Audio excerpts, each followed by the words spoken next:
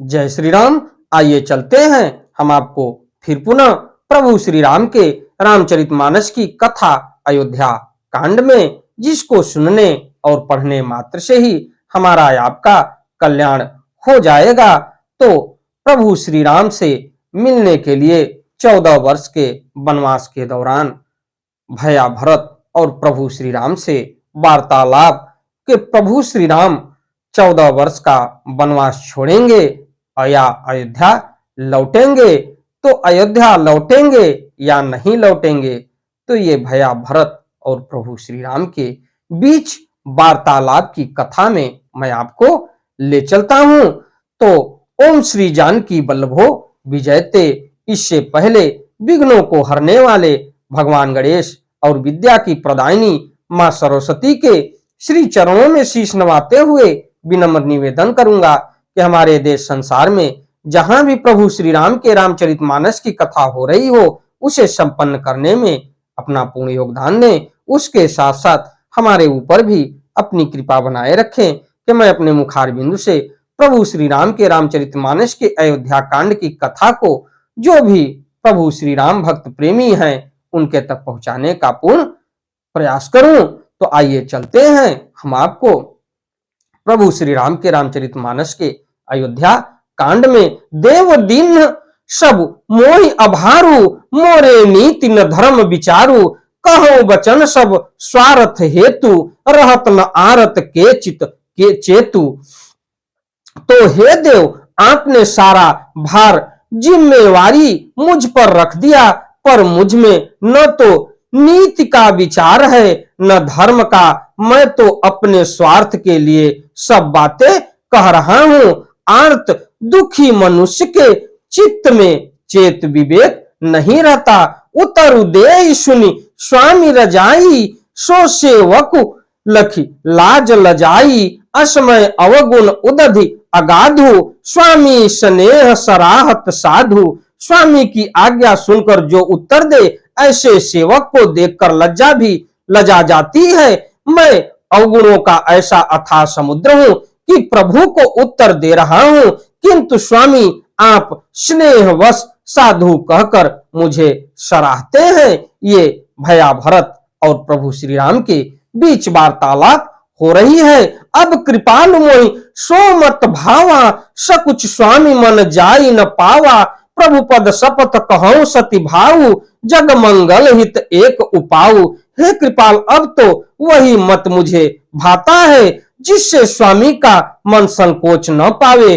प्रभु के चरणों की शपथ है, मैं सत्य भाव से कहता हूं, जगत के कल्याण के लिए एक यही उपाय है। प्रभु प्रसन्न मन सकुच तज, जो जेहि आय सुदेव। सो सिर धरि धरि करी ही सब, मिटी अनट अव रेव।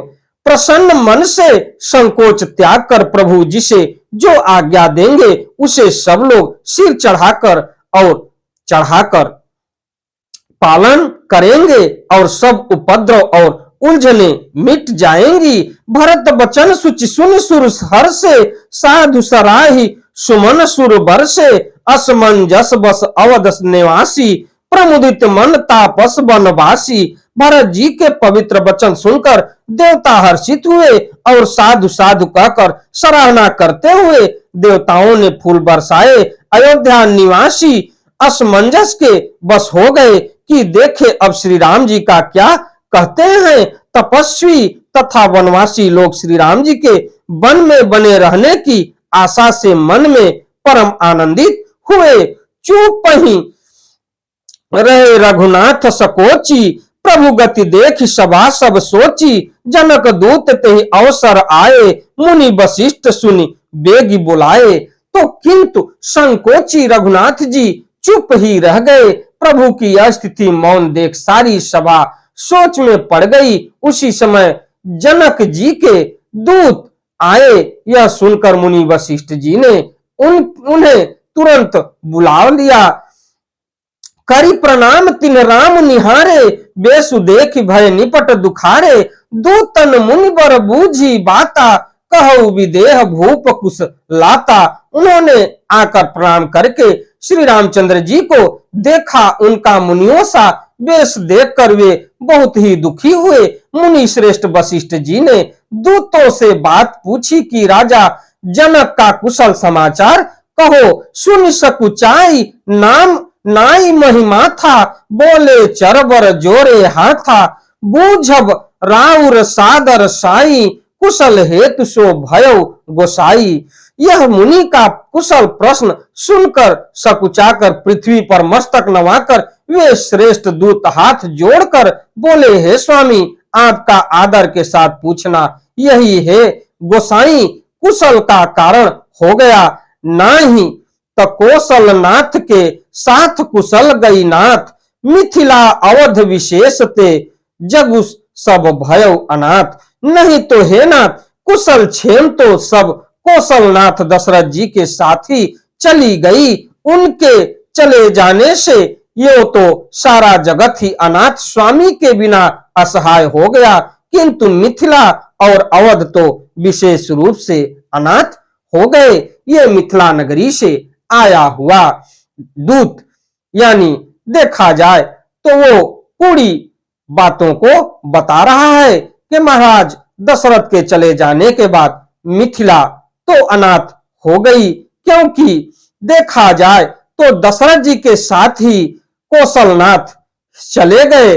उनके जाने से यो तो सारा जगत ही अनाथ बिना स्वामी के असहाय हो गया, किंतु मिथिला और अवध तो विशेष रूप से अनाथ हो गया। यानी देखा जाए तो अयोध्या और मिथिला विशेष रूप से अनाथ हो गया। कौशल पति गति सुन जन कौरा, भे सब लोक शोक बस बौरा। जहि देखे तहि समय विदेहु, नाम सत्य अस लाग न केहू। अयोध्या नाथ की गति दशरथ जी का मरण सुनकर जनकपुरवासी सभी लोग शोक वश बावले हो गए, शुद्ध बुद्ध भूल गए। उस समय जिन्होंने विदेह को शोक मग्न देखा, उनमें से किसी को ऐसा न लगा कि उनका विदेह देहाभिमान रहित नाम सत्य है, क्योंकि देहाभिमान से शून्य पुरुषों को शोक कैसा। तो उसके पश्चात रानी कुचाली सुनत नर पालही, सूझ न कछु जस मुनि बिनु ब्यालही। भरत राज रघुबर बनवासु, भा मिथिलेश ही हृदय हरासु। रानी की कुचाल सुनकर राजा जनक जी को कुछ सूझ न पड़ा, जैसे मणि के बिना सांप को नहीं सूझता। फिर भरत जी को राज्य और श्री रामचंद्र जी को बनवास सुनकर मिथिलेश्वर जनक जी के हृदय में बड़ा दुख हुआ। इसके पश्चात नृप बूझे बुध सचिव समाजु, कहो विचार उचित आका आजू। समुझ अवध असमंजस दोऊ, चली की रही न कह कछु को। राजा ने विद्वानों और मंत्रियों के समाज से पूछा कि विचार कर कहिए, आज इस समय क्या करना उचित है। अयोध्या की दशा समझकर और दोनों प्रकार से असमंजस जानकर चलिए या रहिए। किसी ने कुछ नहीं कहा। निप ही धीर धरि हृदय विचारी, पठे अवध चतुर चरचारी। बूझ भरत सति भाव कुभाऊ, आयो बेग न होई लखाऊ। जब किसी ने कोई सम्मत नहीं दी, तब राजा ने धीरज धर हृदय से विचार कर 4 चतुर गुप्तचर जासूस अयोध्या को भेजे और उनसे कह दिया कि तुम लोग श्री राम जी के प्रति भरत जी के सद्भाव, अच्छे भाव, प्रेम या दुर्भाव, बुरा भाव, विरोध का और यथार्थ पता लगाकर जल्दी लौट आना, किसी को तुम्हारा पता न लगने पावे। तो देखा जाए तो जनक जी अयोध्या नगरी के लिए अपने 4 गुप्तचर भेजे कि वहां पर प्रभु श्री राम की बड़ाई न करके भरत की बड़ाई करिए और उसके बाद जो भी सच्ची बातें हो उसको आके हमको बताइए। तो उसके पश्चात जो जासूस अयोध्या को भेजे और उनसे कह दिया कि तुम लोग श्री राम जी के प्रति भरत जी के सद्भाव, अच्छे भाव, प्रेम या दुर्भाव, बुरा भाव, विरोध का यथार्थ पता लगाकर जल्दी लौट आना, किसी को तुम्हारा पता न लगने पाए। गए अवधचर भरत गति, बूझ देख करतूत, चले चित्रकूट ही भरत, चार चले तिर होती।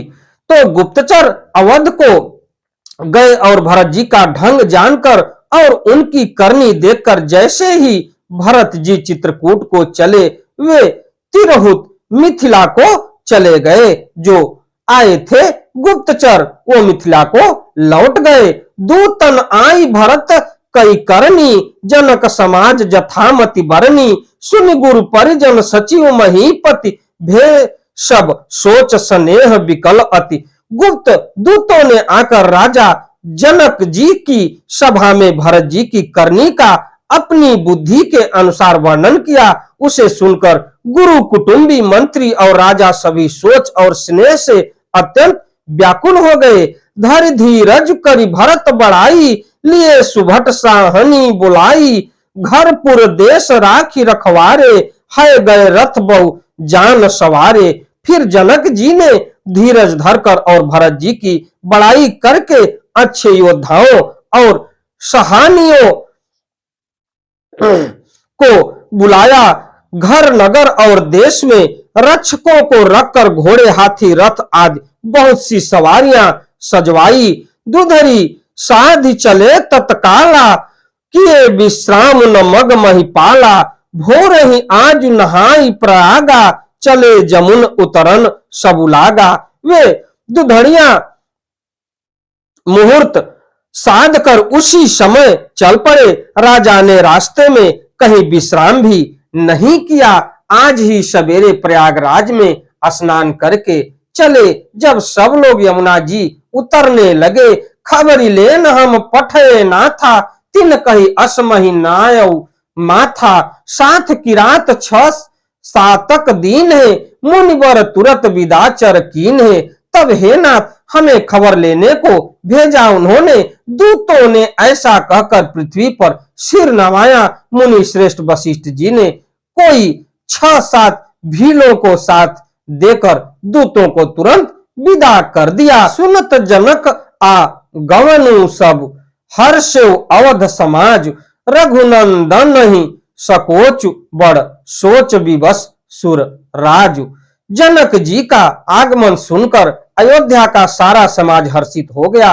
श्री राम जी को बड़ा संकोच हुआ और देवराज इंद्र तो विशेष रूप से सोच के वश में हो गए कि ऐसा न हो कि इतने बड़े बड़े महारथी और इतने बड़े बड़े राजा आ रहे हैं, कहीं ऐसा न हो कि प्रभु संकोचवश अयोध्या लौट जाएं और इधर हमारी राजगद्दी भी छिन जाए असुरों के द्वारा। ये इंद्र अपने मन में सोच रहे हैं कि गरई गलानी कुटिल कह कई, काहि कहे केहि दूषण देई, अस मन आनि मुदित नर नारी, भयो बहोरी रहब दिनचारी। कुटिल कह कई मन ही मन ग्लानि पश्चाताप से गली जाती है। किसी से कहे और किसी को दोष दे और सब नर नारी मन में ऐसा विचार कर प्रश्न हो रहे हैं कि अच्छा हुआ जनक जी के आने से 4 कुछ दिन और रहना हो गया।